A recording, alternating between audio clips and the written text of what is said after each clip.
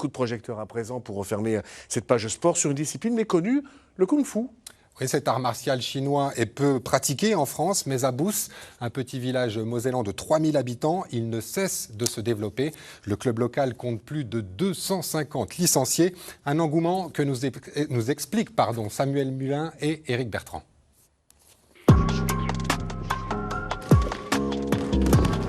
Dans ce petit dojo, il ne reste plus beaucoup de place sur le tatami. Dans la commune de Bous se trouve le club du Wuxing Kung Fu. Frappe ici, j'enchaîne par là et je peux suivre.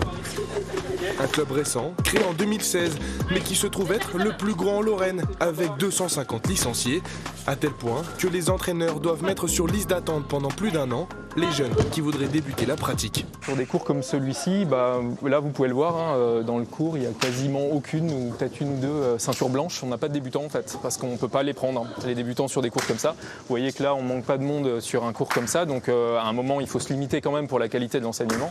Joy et Aurélien enseignent le kung-fu à partir de 3 ans jusqu'au senior, à des groupes bien remplis, 30 personnes à chaque cours, attirés par la singularité de la discipline. C'est mes enfants en fait qui ont commencé le kung-fu. Ça remonte à l'époque de Kung Fu Panda. Moi je trouvais ça vraiment chouette.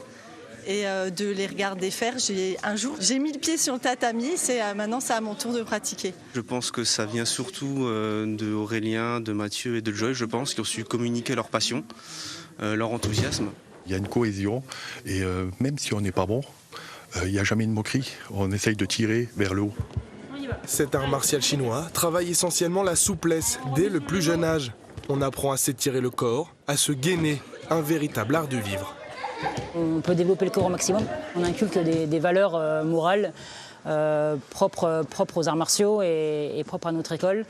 Et je pense que les élèves se sentent bien chez nous et reprennent peut-être confiance en eux, se sentent bien dans leur corps, dans leur peau et se sentent bien du coup dans la vie de tous les jours. On dit qu'il y a autant de kung-fu que de personnes en fait. Donc l'idée c'est de trouver qu'est-ce qui plaît à la personne et qu'est-ce qui va lui permettre de s'exprimer, de s'épanouir. Ce qui fait que quelqu'un qui est complètement attiré par l'aspect martial, combatif, on va pousser cet aspect-là. Mais celui pour qui c'est pas trop son truc, on va appuyer sur l'aspect esthétique, artistique, développement du corps, acrobatique. Une pratique qui séduit aussi bien les adultes que les enfants sur bien des aspects. J'aime bien le fait de faire des roues, de la souplesse, du pont, plein de trucs comme ça. J'aime la motivation de Joy, la perfection pendant les années et le travail qu'on doit se donner pour se perfectionner.